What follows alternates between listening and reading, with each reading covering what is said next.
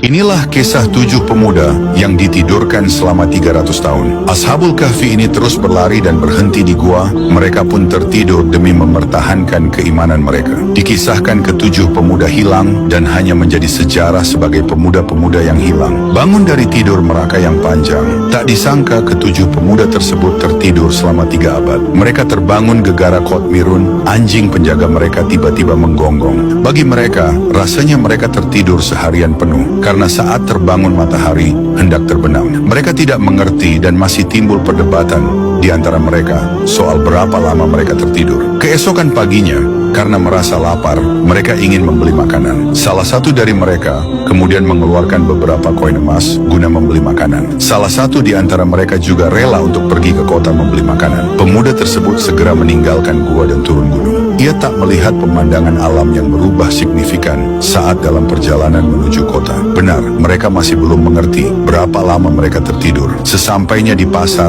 pemuda tersebut heran dan kebingungan. Menurutnya kota tersebut telah berubah dan ia salah tujuan. Orang-orang pun juga heran melihat penampilan pakaian pemuda tersebut. Pemuda itu mengenakan pakaian kuno padahal semuanya telah memakai pakaian model baru. Semua jauh berbeda dan memang sudah berubah. Hanya saja pemuda tersebut belum menyadarinya. Ketika jati diri mereka terungkap, hingga ketika ia selesai memilih dan hendak membayar makanan yang dibeli, penjual makanan heran dengan koin emas pembayaran pemuda itu. Penjual mengatakan itu adalah uang kuno zaman Kaisar Trojan. Disangkanya juga pemuda tersebut telah menemukan harta karun berabad lalu yang mulai hilang. Penjual menginginkan koin pemuda itu dan berjanji tak akan mengatakan pada semua orang. Pemuda tersebut masih tak mengerti dengan maksud penjual makanan. Maka penjual itu mengeluarkan beberapa koin yang berlaku di masa itu. Karena tetap merasa bukan penemu harta karun dan koin-koin yang ia miliki itu berlaku, pemuda tersebut hanya mengatakan bahwa ia tidak memiliki apa-apa kecuali koin-koin itu. Sontak penjual mencengkeram tangan pemuda tersebut dan berteriak yang membuat semua orang berkumpul. Pemuda itu ketakutan sambil berteriak agar tidak menyerahkan pada pasukan Trojan. Hal itu membuat orang-orang tertawa. Ya, Trojan sudah meninggal bertahun-tahun lalu.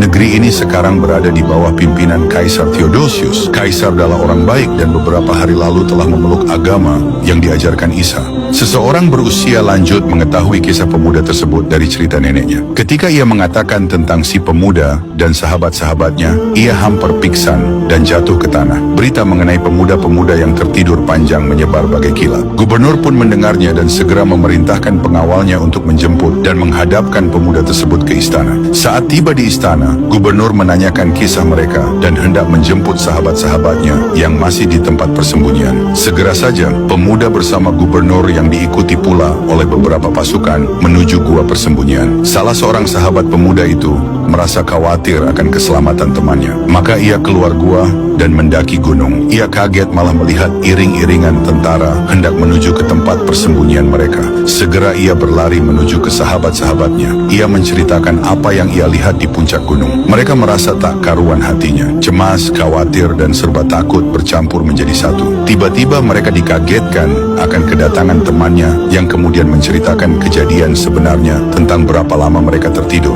Pemuda tersebut memohon masuk sendiri ke gua tanpa satupun orang menemaninya. Permintaannya dikabulkan gubernur dan ia pun masuk sendiri. Pemuda tersebut segera masuk ke dalam gua dan menceritakan kejadian yang ia alami. Para pemuda yang berada di gua menangis sejadi-jadinya mengetahui akan kebenaran cerita mengenai panjangnya tidur mereka. Mereka menangis karena takut dan rindu kepada Allah. Mereka memohon agar Allah mematikan mereka karena mereka milik masa lalu. Allah mengabulkan permintaan mereka. Saat itu juga ke-7 pemuda dan anjingnya telah wafat. Sementara itu, gubernur dan pasukannya yang menunggu di luar gua masih bersabar menunggu pemuda-pemuda tersebut keluar. Namun, setelah lama tak muncul, akhirnya mereka pun memutuskan masuk ke dalam gua. Mereka melihat suatu pemandangan menakjubkan di dalam gua. Mereka melihat pemuda-pemuda dan anjingnya telah wafat. Mereka pun bersujud atas peristiwa kekuasaan Allah yang luar biasa. Dengan mata kepala mereka, melalui Ashabul Kahfi, mereka mengerti akan kebesaran Allah.